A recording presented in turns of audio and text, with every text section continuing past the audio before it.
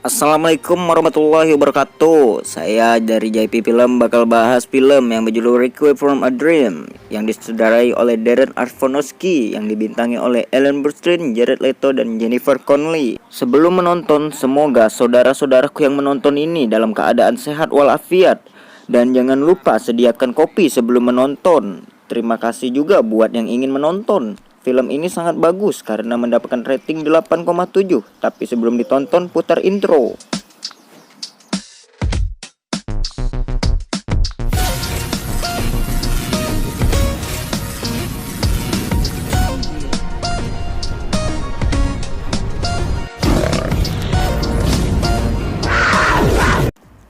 Scene diawali oleh dua orang pemuda yang lagi joget-joget di sebuah apartemen. Entah apa yang dilakukan mereka, tetapi mereka sangat menikmatinya. Kedua pemuda tersebut bernama Harry Goldberg atau Jared Leto, dan di sebelahnya Tyrone atau Marlon Wayans. Terlihat cuy, mereka berdua bercerita tentang cimong. Cimong di sini maksud saya adalah narkoboy. Ya, jadi bagaimana cara mereka bisa mendapatkan narkoboy dengan mudah dan menjualnya kembali dengan keuntungan yang besar. Di sini Mang Harry dan Mang Tyrone kedatangan seorang polisi cuy. Si Mang Harry pun lihat-lihat tuh ke polisi. Dikira lihat polisi, ternyata lihat pistol polisi cuy. Entah apa yang akan dilakukan Mang Harry ini.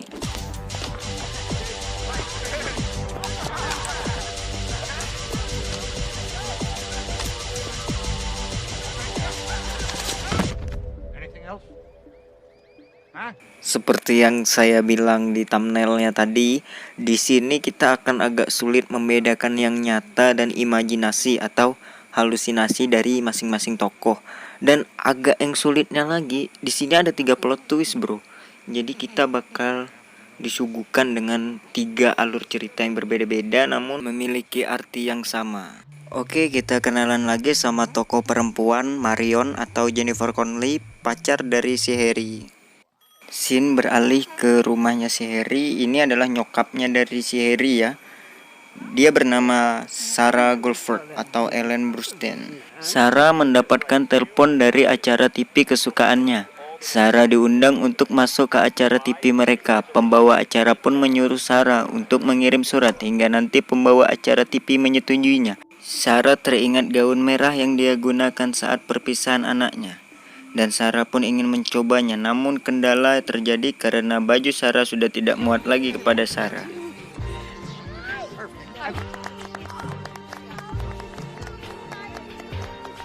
Masuk ke scene berikutnya, di sela mendengarkan musik, Harry nampak melihat sesuatu di jendela apartemennya. Apakah ini imajinasi atau nyata? Jelas nampak halusinasi ya, karena nggak mungkin ada jembatan di jendela bro.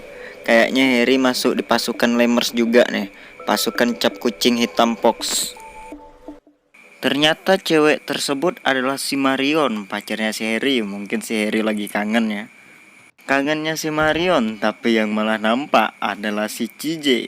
Udah datang gak assalamualaikum, datang-datang bawa narkoboy. Mana bilang sayang lagi, sungguh ngegaynya ini orang. Si Tyrone bawa narkoboy dan bilang kalau ini barang bagus dan gue bisa buat ini barang berevolusi dengan cara gue.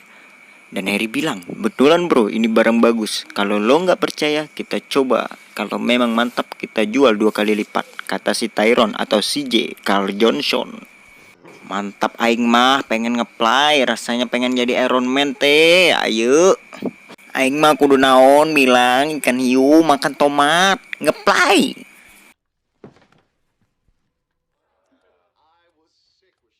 Lanjut ke si Sarah, nyokap Mang Harry yang lagi menonton acara kesukaannya. Ya, di sini Sarah mengikuti program diet cuy. Jadi dia nggak makan nasi jagung lagi, tapi 1 roti, 2 sayur kol dan kopi tanpa gula. Jadi Sarah terbayang berhalusinasi karena saking pengennya makan nasi jagung dan daging gulai. Saking pengennya nih si Sarah pengen makan nasi jagung sama gulai, dia memiliki mata X-ray sampai bisa melihat kulkas tanpa perlu kacamata X-ray. Wow, demen banget tuh orangnya.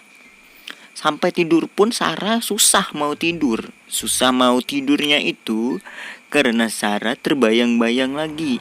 Inilah yang dilakukan oleh cewek-cewek kalau dia lagi diet, bro. Tidur aja dia terbayang makanan. Kebayangkan susahnya kalau cewek lagi diet. Cowok mah gak paham. Saking sulitnya si Sarah menghubungi temannya. Nah, temannya ini dia bilang bahwa dia punya dokter yang bisa menurunkan berat sebanyak 20 kilo dalam 1 minggu. Wow! Di pagi harinya pun si Sarah langsung mengunjungi rumah sakit yang alamatnya dikirimkan oleh temannya si Sarah tadi malam. Nah, jadi si Sarah langsung periksa nih bagaimana caranya biar berat badan Sarah turun. Tapi Sarah harus menunggu dulu dokter yang ingin memeriksanya. Setelah menunggu sekian lama, akhirnya dokter pun datang. Dokter bilang, kau sedikit kelebihan berat badan. Kami akan menguranginya. Masalah Anda adalah masalah kami akan mengatasi masalah Anda, ujar dokter berkepala botak belakangnya. Balik ke scene si Tyrone. Ini scene memang loncat-loncat karena memiliki 3 plot. Oke, apa yang dilakukan Tyrone? Tyrone sedang melakukan perdagangan jual beli narkoboy yang telah dibuatnya. Bukan dibuatnya, tapi yang buat dia gimana ya? Yang telah dia evolusikan. Jadi dia membuat narkoboy menjadi sangat mantap.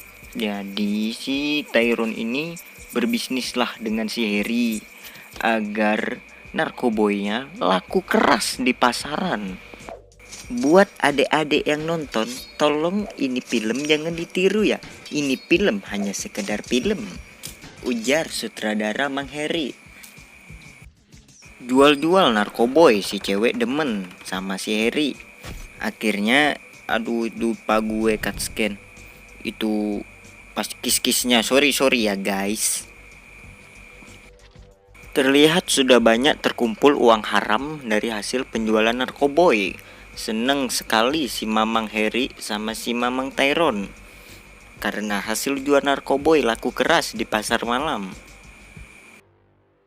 Loncat scene lagi, si Sarah lagi hitung-hitung obat dan mengamati atau mendengarkan atau mengingat pastinya tentang apa yang dikatakan oleh dokter tadi tentang pil tersebut, dari cara makannya, konsumsinya, dan setiap berapa hari, setiap berapa selang, setiap berapa waktu dia makan tuh obat. Oke cuy, untuk obat itu tunggu, biar gaul kita sebut pil aja dah, biar nggak norak-norak banget. Untuk pil itu adalah pil diet, bro. Jadi dia nggak bakal gemuk biarpun dia makan apapun yang dia mau, tanpa ada larangan untuk makan ini atau makan itu. Jadi si Sarah ini makan sepuasnya apa yang ingin dia makan, karena pil diet itu bisa membuat dia kurus tanpa harus menahan rasa laparnya. Yoi, loncat lagi. Di sela Tyrone lagi bercermin, Tyrone teringat kenangan masa lalunya bersama bundanya. Dan yang pasti lo gak perlu nanya apa yang gue sensor tadi, yang pasti si Tyrone mau skidi papau. Di sela Tyrone lagi bercermin tuh bro, Tyrone teringat kenangan masa lalunya bersama bundanya. Ya, tentu saja bundanya itu adalah orang yang begitu baik bagi Tyrone. Hingga saat Tyrone sedang ngeplay atau lagi skidi pau-pau, Tyrone tetap bakal teringat dengan bundanya. Begitu juga dengan Mang Harry. Mang Harry sangat sayang sekali dengan bundanya, tapi sayang di 1000 sayang. Ternyata bunda si Mang Harry ini mengonsumsi pil diet. Yang pasti Harry ketahui bahwa pil diet itu adalah pil narkoboy yang dia juga jual. Mang Harry bertanya kepada si Sarah atau bundanya, dari mana dia mendapatkan pil tersebut. Dan si Sarah menjawab bahwa dia mendapatkan dari seorang dokter yang disarankan oleh temannya. Mang Harry pun bertanya kepada si Sarah untuk apa ibu mengonsumsi obat tersebut. Sarah menjawab dia akan ikut acara TV. Tentu saja Harry terkejut, siapa yang mengajakmu? Adalah seorang pembawa acara TV tersebut yang mengajakku. Dan si Harry bilang bahwa obat itu tidak baik untuk kau konsumsi. Namun Sarah tetap ngotot buat mengonsumsi obat pil diet itu karena dia ingin masuk TV. Harry pun meninggalkan ibunya dengan bersedih seperti anak dewasa pada umumnya. Tentu saja Harry sangat menyesal kenapa dia membuat pil narkoboy itu dan kenapa ibunya mengonsumsi pil tersebut. Balik ke Tyrone yang ingin kerjasama dengan agen narkoboy besar. Tapi nggak disangka ternyata supir dari agen tersebut adalah polisi yang menyamar menjadi sopir. Akhirnya para agen-agen besar itu pun ditembak oleh pasukan polisi tersebut. Akhirnya semua dirata oleh polisi tersebut. Dan nyatanya si Tyrone lari-lari. Gue kira pertama Tyrone mampus karena tembak. Ternyata dia berhasil lolos, namun lolosnya hanya beberapa menit. Dan sekarang dia tertangkap lagi oleh polisi tersebut dan masuk di dalam bui. Waspadalah, waspadalah, ujar polisi yang mengurung Tyrone. Tapi nyatanya si Tyrone berhasil bebas. Siapakah yang membebaskannya? Ternyata Mang Harry yang berhasil membebaskan Tyrone. Karena masalah yang dihadapi semakin banyak dan rumit, Harry kehabisan uang karena telah membebaskan Tyrone dan kegagalan kerjasama bersama bandar besar tersebut. Hingga pada akhirnya Marion mempunyai ide untuk berkencan kepada seorang pria, ya kita sebut saja namanya Tejo. Agar bisa mendapatkan uang yang banyak dari si Tejo, si Marion harus berkencan dulu kepada si Tejo. Kencan-kencannya orang barat tidak lepas pada Skidi Papau. Karena si Marion juga kepepet, akhirnya mereka Skidi Papau. Dapat hasil uang dari Skidi Papau si Marion. Akhirnya si Mang Harry dan Mang Tyrone langsung saja ke bandar. Ya, bandar. Di sela itu juga si Marion lagi sakau banget tuh guys. Sampai sembarang makan pil. Namanya juga sakau, makanya ya buat temen-temen yang belum pernah narkoboy, jangan coba narkoboy. Langsung saja si Mang Harry sama Mang Tyrone lagi ngambil barang tugas, tapi ada pecandu yang lagi anarki norak-norak abis. Akhirnya si mereka ditembak-tembakin, dapat barang gak ada, uang juga hilang. Aduh, ini bener apes lagi si Mang Harry sama Mang Tyrone. Keapesan yang dialami mereka pada malam hari itu tidak membuat mereka menjadi insaf atau menjadi orang yang lebih baik. Malah membuat mereka malah menjadi jadi dan marah-marah karena ya mereka tidak mendapatkan uang maupun barang, kedua-duanya hilang. Balik ke Sarah, nyokap Mang Harry. Akibat pil tersebut si Sarah menjadi halusinasi yang sangat berlebihan. Dia berimajinasi bahwa dia di dalam TV dan melihat kulkas bergerak-gerak ke arah dia. Saking banyaknya makan pil narkoboy tersebut, si Sarah berhalusinasi yang sangat berlebihan. Maka dari itu kawan-kawan, saya sangat-sangat melarang kalian untuk mengonsumsi narkoboy. Karena tidak baik. Lihatlah halusinasi tersebut. Sungguh tidak masuk akal dan di luar nalar. Menakutkan, bukan? Sorry kalau ada yang dengar suara ayam karena ayam gue kelaparan. Oke, karena halusinasi berlebihan tersebut si Sarah pun lari-lari terbirit-birit. Setelah berjalan atau berlari, kurang lebihnya saya tidak tahu karena orang-orang begitu cepat di sini ya. Nah, karena itu dia langsung pergi ke lokasi tempat pembawa acara tersebut atau tempat syuting TV tersebut. Setelah menggila di jalanan, si Sarah pun menggila juga tuh di dalam kereta sambil bilang dia akan masuk TV. Selama perjalanan akhirnya si Sarah juga sampai ke tempat acara tersebut. Ya, di tempat syuting dia bilang dia pernah dipanggil oleh sebuah pembawa acara tersebut. Tapi ternyata di sela pembicaraannya, sang sekretaris memanggil polisi bahwa si Sarah ini adalah orang gila. Maka dari itu polisi menyeret Sarah untuk ke rumah sakit jiwa tes kejiwaan karena merasa Sarah memang kayak orang gila dari segi penampilan maupun gaya ngomongnya. Ya, itu adalah efek dari pil narkoboy itu, boy. Jadi ingat cuy, jangan coba-coba narkoboy, tidak bagus. Langsung ke Tyrone sama si Harry. Ternyata tangan si Mang Harry ini terkena kayak bisul gitu cuy. Atau apalah itu penyakit kadas kurap, kutil, dan mangan. Karena rasa sakit berlebihan akhirnya disuntikannya juga tuh bahan zat berbahaya narkoboy ke dalam tangannya yang terkena kutil. Selang beberapa jam bukannya membaik, itu tangan malah makin kayak buruk gitu cuy. Kayak bontok, apa itu bahasa Indonesianya ya, busuk itu tangannya. Wow, dan baunya sangat menjijikkan dan sangat menyengat cuy. Karena tangan Mang Harry membusuk, akhirnya Mang Tyrone pun mengajak Mang Harry untuk ke rumah sakit agar tangannya bisa lekas sembuh. Ngomong-ngomong ya, rumah sakit, kita keinget sama Ibu Sarah. Oh iya, Ibu Sarah berada di rumah sakit. Kenapa Ibu Sarah berada di rumah sakit? Karena dia mengidap gangguan jiwa, maka dari itu dia dikasih suntikan agar itu dia tidak stres lagi. Mengerikan bukan cuy kawan-kawanku. Efek dari narkoboy ini selain bisa bikin gila, juga bisa bikin kutil menjadi busuk. Nah ini yang kena kutil, si Mang Heri. Mang Heri pun kegirangan gara-gara rasa sakit yang berlebihan pada tangannya. Sekian lama menunggu, akhirnya si dokter datang dan menanyakan apa masalah Heri. Ternyata Heri bilang lengan ini membunuhnya. Wow, ternyata semakin mengerikan aja itu tangan, makin busuk. Tapi dokter itu tahu, namanya juga dokter, ini pasti karena narkoboy. Akhirnya dokter itu mengambil serum-serum untuk kesembuhan si Heri. Dan dia melaporkan si Heri kepada si Pak Polisi. Tutup. Balik ke rumah sakit, kita teringat kepada si Sarah.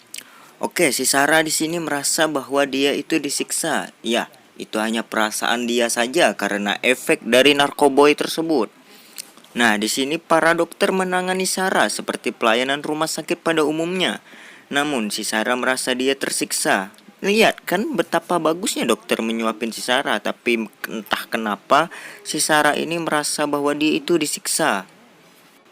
Masalah tidak akan berakhir cuy. Kali ini menimpa si Tyrone. Dia kedatangan Pak Polisi habis ditelepon dokter tadi. Wah, begitu apes lagi hidupnya. Nggak kalah apesnya juga sama si Ibu Sarah. Ibu Sarah karena nggak mau makan tadi dimuntah-muntahinnya. Ini sekarang dikasih makan melalui selang. Nah itu lu baru tahu rasa cara makan pakai selang. Wow sekali. Ngomong-ngomong si Marion juga nggak kalah apes. Dia sekarang jadi wanita penghibur. Akibat dia menjual diri, malah menjadi hobi. Karena menjual diri mendapatkan uang lebih mudah. Si Mang Heri yang tadi juga gak kalah apes. Bukannya disembuhin, dia malah dipenjara. Gak kalah apes lagi sama si Tyrone. Dia disiksa di dalam penjara. Sekarang Nyonya Sarah yang sedang ingin disetrum karena obat alternatif tidak menyembuhkan Nyonya Sarah. Akhirnya Nyonya Sarah dipilih untuk melakukan pengobatan dengan cara menyetrum di kepalanya. Nah seperti itu, dia akan disetrum. Tidak kalah juga dengan Mang Heri yang disiksa terus-terusan. Lihatlah cuy, lihat dengan sesama, ini efek dari narkoboy. Oh iya, lo belum tahu tentang si Marion. Ini sekarang si Marion melayani belasan cowok-cowok di bar. Wow, dia nggak nyangka bahwa dia akan melayani belasan cowok di sana. It's amazing. Wow. Bagaimana kawan? Lihatlah dampak dari narkoboy ini. Lihat Nyonya Sarah karena sekali setrum tidak membuatnya berubah. Akhirnya dia disetrum lagi. Lihat juga si Tyrone yang semakin disiksa di dalam penjara. Lihat juga si Harry yang keadaannya semakin memburuk. Akhirnya semuanya menjadi hancur. Semua impian yang ingin digapai mereka hancur dalam sekejap akibat narkoboy. Untuk menggapai sebuah impian atau cita-cita yang pastinya diutamakan adalah proses, yaitu sebuah kerja keras yang berat. Tidak mudah melewatinya, apalagi untuk menggapai dengan singkat dengan cara narkoboy. Tidak bagus cuy.